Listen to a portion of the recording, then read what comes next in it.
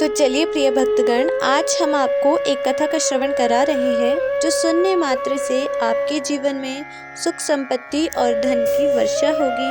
तो चलिए कथा को प्रारंभ करते हैं। अगर आप यह कहानी सुन रहे हैं तो पूरा सुनिए। इस कथा को आधा अधूरा छोड़कर जाने की गलती मत करिएगा, क्योंकि इस पवित्र कथा को पूरा सुनने से मनचाहा फल की प्राप्ति होगी। इसलिए इस कथा को पूरा सुने।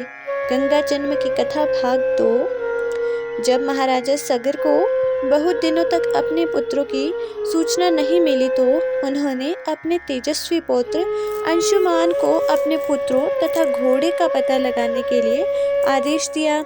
वीर अंशुमान शस्त्रास्त्रों में सुसज्जित होकर उसी मार्ग से पाताल की ओर चल पड़ा जिसे उसके चाचाओं ने बनाया था।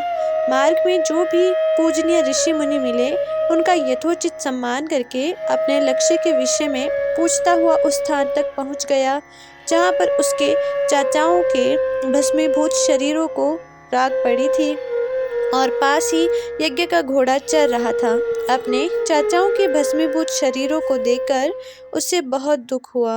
उसने उनका तर्पण करने के लिए जलाशय की खोज की, किंतु उसे कहीं जलाशय दिखाई नहीं पड़ा। तभी उसकी दृष्टि अपने चाचाओं के मामा गरुड़ पर पड़ी। उन्हें सादर प्रणाम करके अंशुमान ने पूछा कि मामा जी, मैं इनका तर्पण करना चाहता हूँ।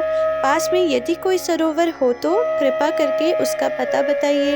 यदि आप इनकी मृत्यु के विषय में कुछ जानते हैं तो वह भी मुझे बताने की कृपा करें।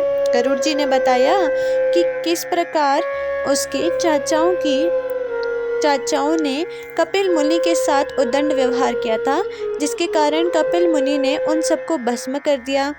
इसके पश्चात गरुड़ जी ने अंशुमान से कहा कि ये सब अलौकिक शक्ति वाले दिव्य पुरुष के द्वारा भस्म किए गए हैं, अतः लौकिक जल से तर्पण करने से इनका उद्धार नहीं होगा। केवल हिमालय की ज्येष्ठ पुत्री गंगा के जल से ही तर्पण करने पर इनका उद्धार संभव है। अब तुम घोड़े को लेकर वापस चले जाओ, जिससे कि तुम्हारे पितामह का यज्ञ पूर्ण हो सके। गरुड़ जी की आज्ञानुसार अंशुमान वापस अयोध्या पहुँचे और अपने पितामह को सारा वृत्तांत सुनाया। महाराज सगर ने दुखी मन से यज्ञ पूरा किया।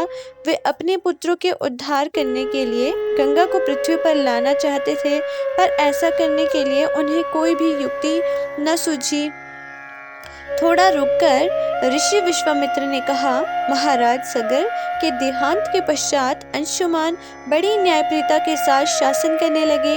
अंशुमान के परम प्रतापी पुत्र दिलीप हुए। दिलीप के वयस्क हो जाने पर अंशुमान दिलीप को राज्य का भार सौंपकर हिमालय की कंदराओं में जाकर गंगा को प्रसन्न करने के लिए तपस्या करने लगे, किंतु उन्हें सफलता नहीं प्राप्त हुई तो उनका स्वर्गवास हो गया। इधर राजा दिलीप का धर्मनिष्ठ पुत्र भगीरथ बड़ा हुआ तो उसे राज्य का भार सौंपकर दिलीप भी गंगा को पृथ्वी पर लाने के लिए तपस्या करने चले गए, पर उन्हें भी मनवांछित फल नहीं मिला। भगीरथ बड़े प्रज्वल्य नरेश थे, किंतु उनकी कोई संतान नहीं हुई। इस पर वे अपने राज्य का भार मंत्रियों को सौंपकर स्वयं गंगा अवतरण के लिए गोकर्ण नामक तीर्थ पर जाकर कठोर तपस्या करने लगे। उनकी अभूतपूर्व तपस्या से प्रसन्न होकर ब्रह्मा जी ने उन्हें वर मांगने के लिए कहा।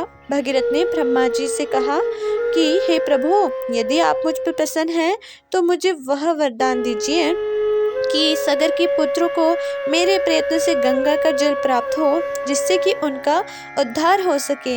इसके अर्थ मुझे संतान प्राप्ति का भी वर दीजिए, ताकि इक्ष्वाकु वंश नष्ट न हो। ब्रह्मा जी ने कहा कि संतान का तेरा मनोरथ शीघ्र ही पूर्ण होगा, किंतु तुम्हारे मांगे गए प्रथम वरदान को देने में कठिनाई यह है कि जब गंगा जी वेग के साथ पृथ्वी पर अवतरित होंगी तो उनके वेग को पृथ्वी पर संभाल नहीं सकेगी। गंगा जी के वेग को संभालने की क्षमता महादेव जी के अतिरिक्त किसी में भी नहीं है। इसके लिए तुम्हें महादेव जी को प्रसन्न करना होगा। इतना कहकर ब्रह्मा जी अपने लोक को चले गए। भगीरथ ने साहस नहीं छोड़ा। वे 1 वर्ष तक एक पैर की अंगूठी से सहारे खड़े होकर महादेव जी की तपस्या करते रहे। केवल वायु के अतिरिक्त उन्होंने किसी अन्य वस्तु का भक्षण नहीं किया। अंत में इस महान भक्ति से प्रसन्न होकर महादेव जी ने भगीरथ को दर्शन देकर कहा कि हे भक्त श्रेष्ठ, हम तेरी मनोकामना पूरी करने के लिए गंगा जी को अपने मस्तक पर धारण करेंगे। इसकी सूचना पाकर विवश होकर गंगा जी को सुरलोक का परित्याग करना पड़ा। उस समय वे सुरलोक से कहीं जाना नहीं चाहती थी, इसलिए वे यह विचार करने में कि मैं अपने प्रचंड वेग से शिवजी को बहाकर पाताल लोक ले जाऊंगी, वे भयंकर वेग से शिवजी के सिर पर अवतरित हुई। गंगा के इस वेगपूर्ण आवरण से उनका अहंकार शिव जी से छुपा न रहा। महादेव जी ने गंगा की वेगवती धाराओं को अपने जटाजूट में उलझा लिया। गंगा जी अपने समस्त प्रयत्नों के बाद भी महादेव जी की जटाओं से बाहर न निकल सकी। गंगा जी को इस प्रकार शिव जी की जटाओं में विलीन होते हुए देख भगीरथ ने फिर शंकर जी की तपस्या की। भगीरथ के इस तपस्या से प्रसन्न होकर भगवान शंकर ने गंगा जी को हिमालय पर्वत पर स्थित बिंदुसर में छोड़ा। छूटते ही गंगा जी 7 धाराओं में बंट गई। गंगा जी की 3 धाराएं हृदयनी, पावनी और नलिनी पूर्व की ओर प्रवाहित हुई। सुचक्षु, सीता और सिंधु नाम की 3 धाराएं पश्चिम की ओर बही और 7वीं धारा महाराज भगीरथ के पीछे पीछे चली। जिधर जिधर भगीरथ जाते थे उधर उधर ही गंगा जी जाती थी। स्थान स्थान पर देव, यक्ष, किन्नर, ऋषि मुनि आदि उनके स्तवन के लिए एकत्रित हो रहे थे। जो भी उस जल का स्पर्श करता था भव बाधाओं से मुक्त हो जाता था। चलते चलते गंगा जी उस स्थान पर पहुंची जहां ऋषि जहन्नम यज्ञ कर रहे थे।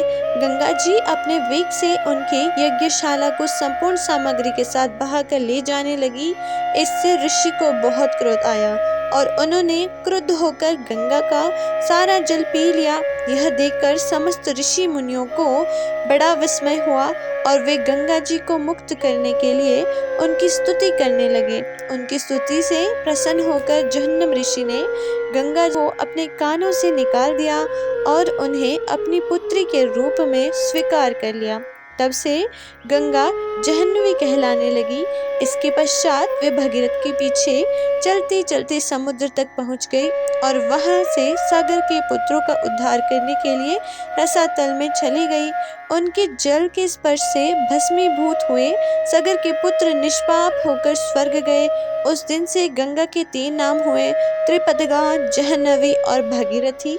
अगर आपको ये कथा अच्छी लगी तो कमेंट सेक्शन में गंगे मैया की जय ज़रूर लिखें और ऐसी ही और वीडियो देखने के लिए चैनल को ज़रूर सब्सक्राइब करें, बेल आइकन ऑल पर ज़रूर प्रेस करें। तो चलिए मिलते हैं एक नई कथा के साथ में।